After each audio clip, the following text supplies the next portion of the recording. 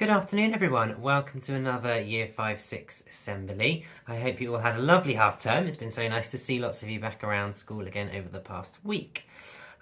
So our assemblies on Tuesdays this term are looking at the theme of forgiveness. Now I'm hoping you've had a bit of a think about this already, but the first question I've got for you today is what is forgiveness and what does it mean? Now I want you to take a moment just to think about that to yourself. Pause the video if you need to. What is forgiveness? What does it mean? Now I don't want you to share your ideas for that yet. I want you to keep those in your head and come back to them later, because your idea of what forgiveness is needs to be ticking over in the back of your mind for everything else that we do in today's assembly. So, once you've had a think about that, I want you to think about, have you ever broken anything? And I can guarantee you that the answer to that is going to be yes. It could be something small, it could be something big, but think about whether you have broken something. I want you to hold that thing in your head. If you want to share it quietly with the person next to you, you can do, but you don't have to. Now, sometimes it is really important that we mend things. Pause the video, come up with some reasons as a class. Why is it important that we mend things as often as we can?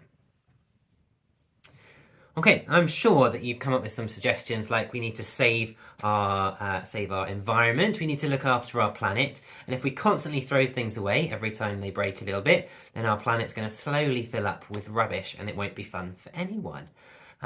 You might have also said things like, can't afford to keep buying new things just because they're broken. I know I've definitely said that in my classroom about our equipment that's not looked after sometimes. We can't just have an endless pot of money to keep buying new things. And also sometimes things have a sentimental value. So if I had something that a friend had given me that was really special to me, if it was broken, I wouldn't want to just throw it away. I would want to keep it to make sure that I still kept those memories and kept those things. Sometimes though, things cannot be mended, which is a bit of a shame. Pause the video and think about things as a class that may not be able to be mended. What might that be?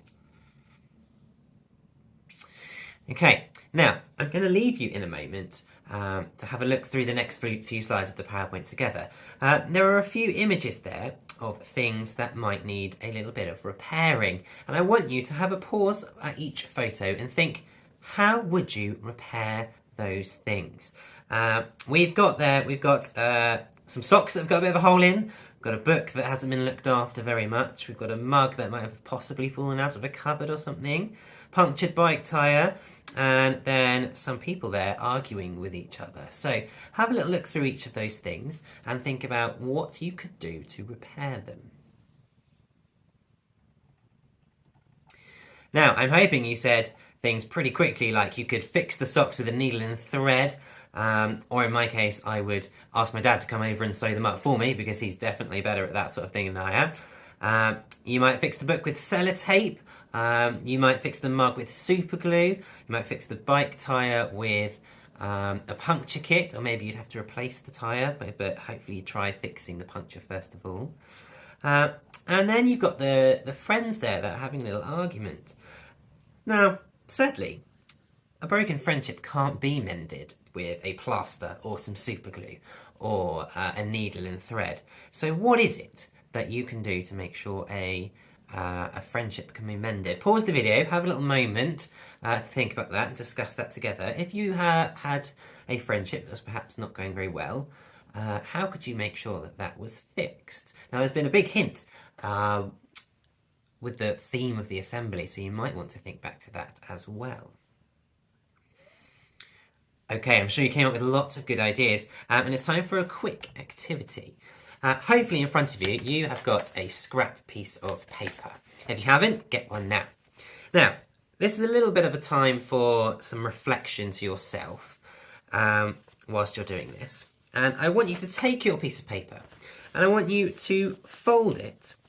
I want you to think about something that you have done that may have caused upset or unhappiness to someone else, even if you didn't mean it. And for each of those things, I want you to make a fold in the paper. It doesn't have to be any sort of fold. Any fold is fine. And And I also want you to make a fold for each time you can think of something or a time when someone made you feel unhappy or someone appeared to be breaking down a friendship with you. So each of those things needs to have its own fold in the paper, and I'll give you just a moment to do that. So pause the video now.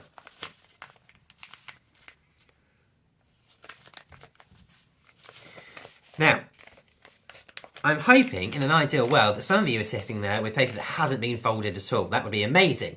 However, I know that's not the case. That's not realistic. You might have a piece of paper that's folded a little bit like this. I want you to unfold it. And each of your folds is still going to be there. Now, what does that represent, do you think? What does that represent? Have a quick discussion.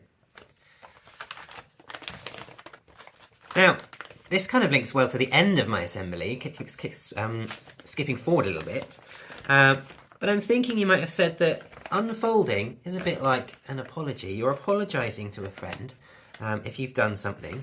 They are unfolding their piece of paper. However, the crease hasn't gone. Now, sometimes over time you can get rid of those creases. Sometimes you can't. Sometimes those creases, depending on how deep they are, stay there forever. So what is it that you can do to fix that and make sure that the creases in your paper aren't as deep and you're not causing other people to crease their paper? I'm going to come back to that at the end of the assembly. A quick story for you now, which I've also put on the next PowerPoint slide. It's a little bit small, I'm afraid, but I wanted to fit it all on one slide. So this is called The Parable of the Unforgiving Servant. Jesus' friend Peter came up to him one day and asked him a question. If someone does something wrong, something that upsets me, and keeps on doing these wrong things, how many times should I forgive him? Should I forgive them as many as 7 times? Jesus looked Peter in the eye, shook his head gently, and replied, No, not 7 times. You should forgive them 70 times. 7 times. 70 times 7 times. Jesus told Peter a story to help him understand more about forgiving and about living life God's way. Once upon a time, there was a king who had lots of servants. One day, the king was checking through his account books when one of his servants was brought into the room. This servant owed the king some money, rather a lot of money. In fact, he owed him thousands of pounds, but he did not have enough money to pay his debt. "Sell this man as a slave," shouted the king, "and his wife and his children too. That way he will have enough money to pay what he owes me." The servant fell down to his knees in front of the king and pleaded for mercy. "I'm so sorry," he said. "If you will just give me a bit more time, I'll earn the money, then I'll pay you back everything I owe you." The man looked so sad that the king felt sorry for him, and in a kind voice he said, "That's okay. I forgive you, and I'm cancelling your debt." The servant was very surprised, but leapt to his feet and left the palace rejoicing. Just as he came out of the door, he bumped into another servant who owed him some money. It was not a lot of money, just a few coins. Even though the first servant had recently been forgiven by the king, he grabbed the second servant, gave him a good shake, and demanded that he pay back the money. The second servant didn't have any money, so he too fell to his knees and cried, "I'm so sorry. I'll just give me a bit more time. I'll earn the money, then I'll pay back everything I owe you." The first servant took no notice and had him thrown into jail until he could pay his debt. When the king heard what had happened, he was very angry and asked for the first servant to be brought to his palace. "I'm not at all happy," he roared. "I forgave you and cancelled your debt because you asked me to. Why couldn't you have done the same thing for your fellow servant rather than having him thrown into jail? I'm now sending you to jail until you can pay back your debt in full." Jesus explained to his friend Peter that God is like the king in this story. Christians believe God forgives us every time we tell him we are sorry for something wrong, and he wants us to treat our friends in a similar way, forgiving them each time they say sorry to us. Now, you might want to pause the video and have a little think about the key messages in that story, and then come back to me. For me, I think it's really important. It's really clear there that when you show forgiveness to someone, you kind of expect that to spread, a bit like a ripple in water. If you forgive somebody, you expect them to take that kindness and perhaps forgive somebody else. Now, the guy in this story owed thousands of pounds, and he was let off his debt because he asked for forgiveness. But he didn't take on board that kindness, and he didn't let the person that owed him money off their debt, even though it was much smaller. And obviously it didn't end very well for him. And I see that a lot sometimes in friendships at school. Some people are really good at showing forgiveness. Other people are not. And that can then end up in a spiral and a spiral and a spiral of unhappy friendships, which is not obviously what we want. So how can we fix a broken friendship? If you know you have done something wrong or upset someone, you need to be brave enough to say sorry to that person. That person then also needs to be brave enough to forgive you. And those things can be really, really hard. If you have been really passionate about something, you've had a really strong argument, and you have argued your point, everyone's been upset because of it, and you realise actually you're wrong, it can be really hard and quite embarrassing sometimes to admit that you are wrong and say sorry. But if you don't do that, you might end up losing that friendship forever. So that's not something we want to happen. So sometimes you need to be really brave, be really strong, and think about whether it's time to own up to your mistakes or not. Now, back to your creased piece of paper, if you do own up and say sorry, or you are somebody who forgives, that means that the crease in both of your pieces of paper is going to be a little bit fainter, and it's not going to be as deep or stay as deep as it would if you didn't do those things. So I'm going to go right back to that question at the beginning of the assembly. What is forgiveness? What does it mean? And I looked up the definition for this. And hopefully you came up with some of these ideas as well.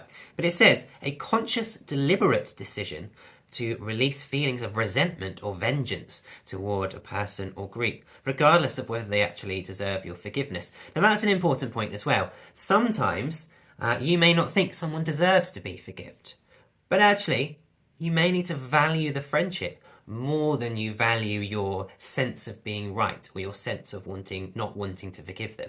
Again, another really hard thing to do. Really important point there as well, it's not the same as forgetting. So if you do something that is unkind, or you've actively done something that requires forgiveness, yes, it might make your crease a little bit fainter and a little bit lighter, but it's not the same as saying sorry, and that meaning the creases in your paper vanish completely. However hard you try and rub out these creases, they're always going to be there somehow. So that person might always remember that thing, which is why it's so important for you to be your best all of the time. A moment of reflection to end. I would like you just to think about whether you need to be more open to forgiving others, or whether you need to be more mindful of what you're doing so that other people don't need to spend their time forgiving you. Think about that. I'm going to read a prayer. If you wish to, you can join in, and if you wish to make it yours at the end, you can say Amen. Dear Lord, thank you for today's Bible story about forgiveness. Thank you that if we say sorry to you, you give us a fresh start. Please help us to be forgiving people here in this school. Amen. So, I hope that's given you some food for thought. And I know that we've got some really strong friendships and really supportive people in school. And I'm really looking forward to seeing more and more of that after this assembly. So think about what it is you are going to do to make sure you and the other people around you can have a happier time.